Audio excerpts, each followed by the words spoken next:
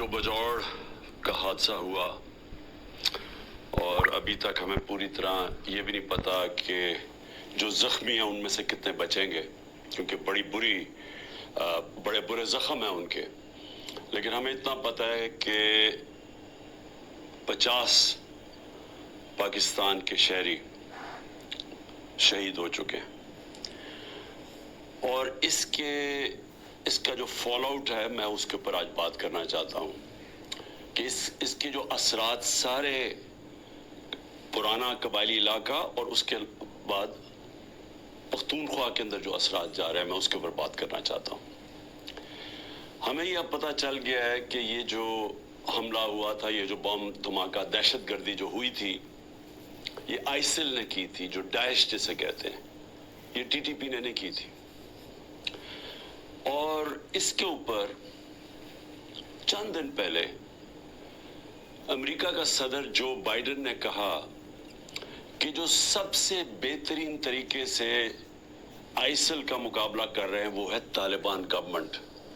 यानी वो प्रेसिडेंट जो इनका मुखालिफ है अफगानिस्तान के तालिबान हुकूमत का, उसने अमेरिका में बयान दिया है कि जो इस वक्त जो दहशतगर्द ग्रुप है आइसिल, इसका जो सही माने में इस वक्त जो उसको ख़त्म कर रहे हैं वो है तालिबान गवर्नमेंट। अब मैं ये इसलिए आपके सामने कह रहा हूँ कि मैंने आज एक बयान पढ़ा है जिससे मुझे खौफ भी है और मुझे हैरत है कि हमारे मुल्क में किस तरह के लोग ऊपर ला के हमारे मुसल्लत किए गए हैं जनरल बाजवा ने।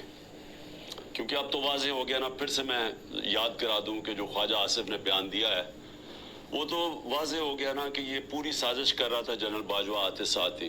पहले हमें सीटें पूरी नहीं लेने दी ताकि हम बिल्कुल एक कमज़ोर कोalition गवर्नमेंट बने, और उसके बाद आते साथ ही हमारे गिराने के प्लान बन गए थे। तो उसने इन्हीं को लेके आए, ये जो आपके सामने हुकूमत बैठी हुई है जिसने पाकिस्तान का माशी कत्ल कर दिया है।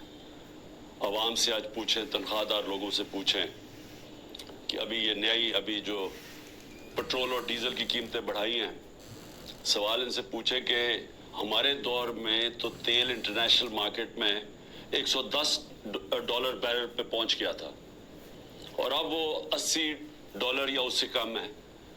तो हम ₹150 लीटर पे दे रहे थे, तो आज ये हर वक्त जो कीमतें बढ़ती जा रही हैं 270 पे पहुंच गई हैं। क्या वजह है इसकी?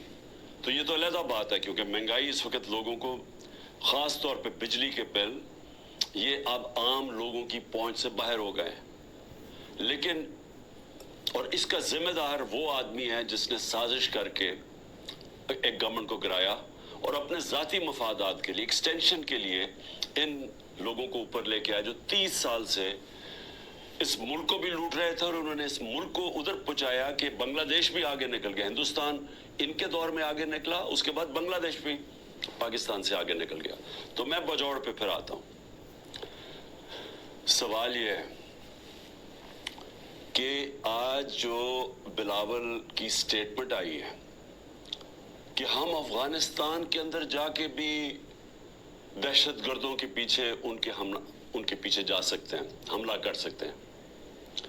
कोई भी इस मुल्क में जो भी थोड़ा सा समझता है, ये जो सारा तारीख है इस खित्ते की, यानी खित्ते का मतलब अफगानिस्तान और पाकिस्तान के कबायली इलाके, वो इस तरह की अहमकाना स्टेटमेंट ना दे अगर उसे कुछ भी इल्म हो।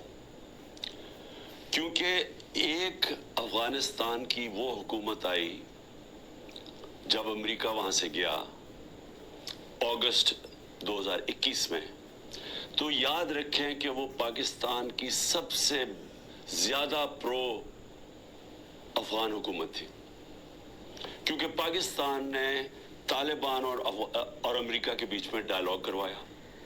पाकिस्तान वो मुल्क था जिसके सबसे ज्यादा ताल्लुकात थे और सबसे ज्यादा जो करीब थे सारी दुनिया के, बल्कि इर्द गिर्द भी हमसायों से, वो पाकिस्तान था। और उन्होंने हमारे से पूरी हिमायत का ऐलान किया कि वो जो उधर से अफगानिस्तान से दहशतगर्दी आ रही थी, गनी हुकूमत के दौरान में जिसमें आईएसएल भी थी, जिसमें टीटीपी भी थी, जिसमें बीएलए भी था, इन्होंने हमारी पूरी उन्होंने फैसला किया हम आपकी पूरी तरह मदद करेंगे। बदकिस्मती से हमें इतना टाइम नहीं मिला, हमारी हुकूमत चली गई और उसके बाद ये जो लोग आए ऊपर बैठे हुए, इन्होंने सोचा ही नहीं, इस तरफ टाइम ही नहीं दिया। आज अगर बिलावल ये कह रहा है कि जी हम वहां अंदर अफगानिस्तान में दहशतगर्दों के पीछे जा सकते हैं, तो सबसे पहला तो सवाल इसका है कि ये कितनी दफा अफगानिस्तान गया है। सारी दुनिया के चक्कर मारे, किसी फॉरेन मिनिस्टर ने इस मुल्क का इतना पैसा नहीं खर्च किया दुनिया के चक्कर मारने में, और खास तौर पे अमेरिका का किसी ने इतना पैसा नहीं खर्च किया। एक दफा भी ये काबुल गया, जबकि हमारा 2500 किलोमीटर का बॉर्डर है, और जबकि एक नई हुकूमत आई थी जो प्रो पाकिस्तान थी, जो गनी हुकूमत थी वो प्रो इंडिया थी। मैंने कॉन्फ्रेंसेस के अंदर इसको देखा, जिस तरह ये हाथ बांध के खड़ा होता था नरेंद्र मोदी के सामने। और मैं आखिरी कॉन्फ्रेंस जो ताशकंद में हुई थी, जिधर हिंदुस्तान भी था और रिप्रेजेंटेड, और इधर अफगानिस्तान भी था, हालांकि मैंने पूरी कोशिश की इनसे अच्छे ताल्लुकात करने की। मैं गया भी काबुल प्रेसिडेंट गनी से बातचीत करने के लिए, उनको एहसास दिलवाने के लिए कि हम तो जो भी हुकूमत होगी अफगानिस्तान, हमने उनसे अच्छे ताल्लुकात रखने। उसको पाकिस्तान भी बुलाया, उसके बावजूद इसने सबके सामने खड़े होकर कहा कि पाकिस्तान ने 10,000 अपने, उसने वर्ड यूज किया था, अपने हमने लोग भेजे हैं, मिलिटेंट्स भेजे हैं जो मदद करें अफगानिस्तान के तालिबान की। सबके सामने झूठ बोला उसने, तो वो खुल के हमारे अगेंस्ट था। उनका जो सिक्योरिटी एडवाइजर था वो हर रोज पाकिस्तान के खिलाफ स्टेटमेंट देता था। कोई उधर से हमें मदद नहीं मिलती थी जब यहाँ कोई भी दहशतगर्दी होती थी। तो ये जब हुकूमत चेंज हुई तो हमें तो उन्होंने पूरी कोऑपरेशन का कहा, और हमें उस वक्त चाहिए था कि हम पूरा फायदा उठाते और जो भी हमारे मसले अफगानिस्तान के हम सॉर्ट आउट कर लेते, और वो तैयार थे। जब से ये हुकूमत आई है इनको टाइम ही नहीं मिला। मैं फिर से कहता हूं कि ये हर वक्त हर दूसरे दिन अमेरिका पहुंचा होता है बिलावल। ये कितनी दफा काबुल गया।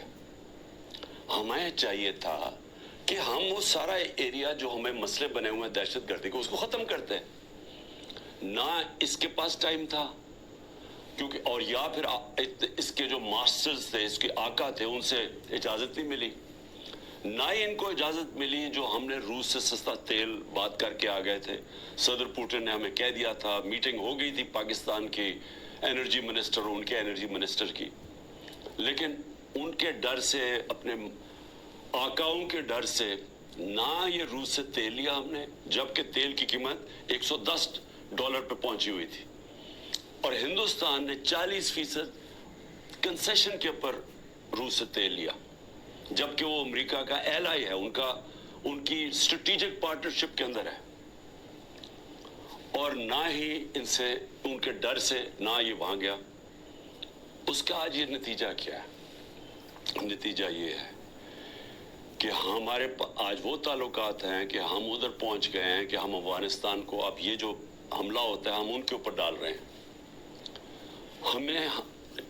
हमने सही माने में कोशिश की नहीं उस वक्त कि हम ये अब जो ट्रांजिशन है इसका फायदा उठाते हुए, एक वो हुकूमत जो हमारे खिलाफ नहीं है, हम उसका फायदा उठाते हुए अपने ये मसला हल कर देते। और मैं आपको यकीन दिलाता हूं कि मसला हल हो सकता था। अब इसका फॉल आउट क्या है? फॉल आउट ये है कि मौलाना फजल रहमान ने स्टेटमेंट दी। फजल रहमान कहता है कि जी हमारी एजेंसी सोई हुई थी। फजल रहमान साहब, जब हम इतनी देर से कह रहे हैं कि जो 636 पख्तूनख्वा के अंदर दहशतगर्दी के वाक़े हुए हैं, हम कहते जा रहे हैं कि एजेंसीज का टाइम, बजाय इंटेलिजेंस, असल में तो दहशतगर्दी इंटेलिजेंस एजेंसीज लड़ती हैं, बजाय उधर टाइम दे रहे हैं कि वो तो सिर्फ तहरीक इंसाफ को ख़त्म करने की कोशिश में थे। जो तहरीक इंसाफ के घरों में रिश्तेदारों को उठाया जा रहा है, ان کو ٹریک کیا جا رہا ہے, ان کے فون کو ٹریک کیے جا رہے ہیں, جیو فینسنگ کی جا رہی ہے, جس طرح ہم کوئی غیر ملکی, ہم کوئی دشمن ہیں. اور وہ جو کام کرنے والا تھا وہ کام کیا نہیں. اس سے بڑھتی جا رہی ہے ساری دہشت گردی, اور خاص طور پہ پختونخوا کی پولیس کے اوپر, اسپیشلی جو پولیس کے اوپر اب اس وقت ان کا شہادتیں ہو رہی ہیں. اب اس کا کون ذمہ دار ہوگا؟ لیکن اس سے اور بھی آگے چلیں, جو پختونخوا کے لوگوں کے اندر اس وقت غصہ ہے. پی ٹی ایم کیوں بنی تھی؟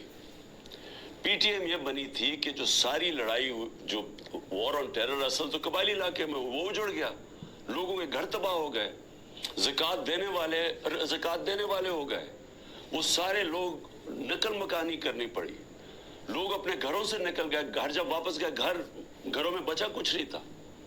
سوات کے لوگوں سے, ملاکنڈ کے لوگوں سے بھی یہی ہوا.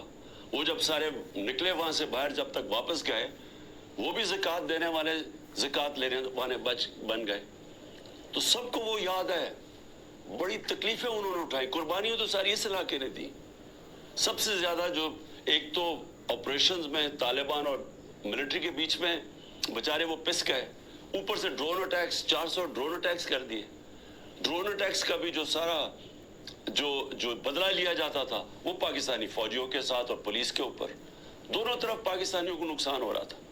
جبکہ حکمران ایک منہ سے آواز نہیں نکلتی تھی, کیونکہ امریکی نہ ناراض ہو جائیں کہ ڈرون اٹیکس کبھی ہوا ہی نہیں ہے دنیا میں کہ جس ملک آپ کا جس کے لیے جنگ لڑیں وہ آپ ہی کے اوپر حملہ کرے. تو مجھے خطرہ یہ ہے کہ اگر ہم نے اس کے اوپر جلدی سے قابو نہ پایا اور اسی طرح دہشت گردی بڑھتی گئی, تو وہاں جو پختونخوا کے لوگوں کے اندر میں غصہ دیکھ رہا ہوں یہ بڑھتا جائے گا. اور یہ ہماری, میں کوئی ڈرانا نہیں چاہتا کسی کو, لیکن اگر یہی غصہ بڑھتا گیا اور یہ اس طرف چلا گیا جو آگے جو دہشت گردی ہو رہی ہے اور وہ بڑھتی گئی, تو کیا پاکستان آج کل کے دور میں جب معاشی طور پہ ہم ویسے ہی ہمارا بدترین دور ہے, کیا ہم یہ دہشت گردی کا مقابلہ کر لیں گے؟ کیا یہ افورڈ کر سکتی ہے؟ اور کیا اس طرح کا فورن منسٹر اوپر بٹھا سکتے ہیں جو اس طرح کی پاگل پن والی سٹیٹمنٹس تھے, جو بجائے مسئلہ حل کرنے کے وہ اور مسئلہ گمبھیر کروا دے؟ تو مجھے آج اس کے اوپر خاص طور پہ مجھے یہ خوف سا آ رہا ہے کہ یہ چیزیں ہمارے ہاتھ سے نکل جائیں گی, کیونکہ جو اوپر بیٹھے ہوئے حکمران ان کی سوچ ہی کچھ اور ہے, اور سوچ تو ہمارے سامنے آئی گئی ہے.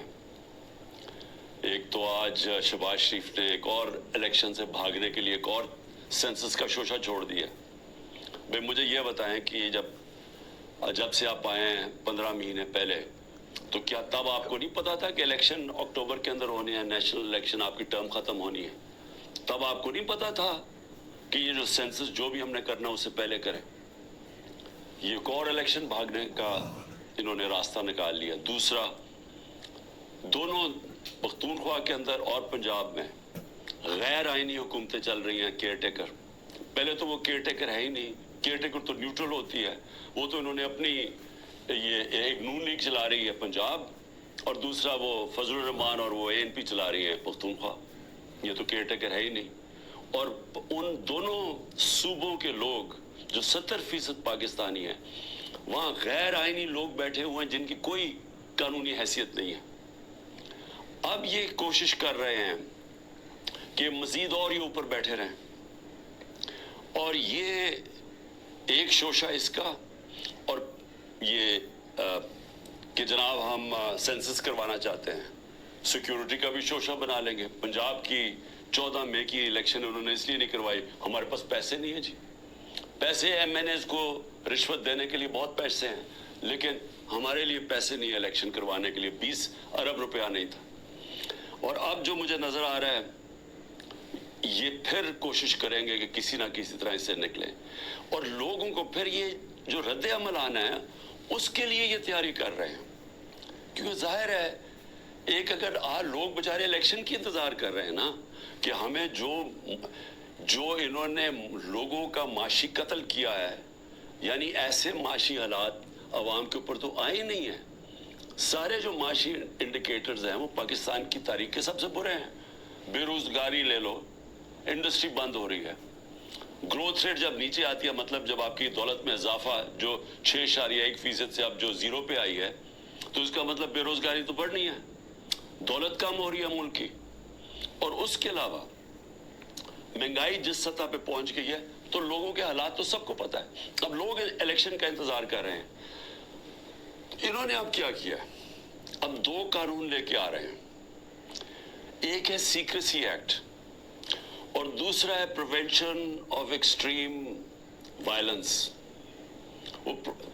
ایک میں یہ کیا کر رہے ہیں کہ آپ انٹیلیجنس ایجنسیز کو کسی مثلا میرے اوپر ایک فوج کے ادارے میں, انٹیلیجنس کے ادارے میں ایک آدمی میرے اوپر قتل کرنے کی کوشش کرتا ہے, جو مجھے پتا اس نے کیا. میں نے اگر اس کا نام لے لیا تو ویسے ابھی انہوں نے میرے اوپر غداری کا کیس کر دیا ہے کہ یعنی میری جرت کیسے پڑ گئی کہ میں نے اس کا نام لے لیا FIR کے اندر. وہ FIR بھی نہیں ہوئی تو میں غدار بن گیا ہوں. اب یہ ایک تو وہ کرنے جا رہے ہیں. دوسرا سیکریسی ایکٹ میں کہ جناب یہ کسی کے گھر میں بھی گھس جائیں گے انٹیلیجنس ایجنسی. ہمارے گھروں میں تو گھس ہی رہے ہیں. میرے گھر کے اوپر حملہ ہوا, دروازہ توڑ کے 40 لوگ اندر آ گئے, گھر میں جو چیزیں پڑی لوٹی, لوگوں کو مارا دھاڑا, اٹھا کے لے گئے خنسامے کو, وہ جو مالی تھا 2-3 ورکر سب کو اٹھا کے لے گئے. تو وہ تو ہو ہی رہا ہے ہمارے گھروں پہ. اب یہ فیصلہ کہ کسی کے گھر میں بھی جا سکتے ہیں, کہ کسی کے گھر میں بھی جائیں گے, کہیں جی ہم سرچ وارنٹ کے بغیر اندر گھسیں گے, کوئی چیز بھی اٹھا لیں گے. میرے گھر جب آئے تھے تو اسلحہ چھوڑ کے چلے گئے کہ جی اسلحہ ملا ہمیں یہاں سے, اور وہ سوشل میڈیا پہ دکھا رہے ہیں کہ لے کے جا رہے ہیں اپنی قمیضوں کے نیچے اسلحہ, اور وہاں اوپر چھوڑ کے چلے گئے.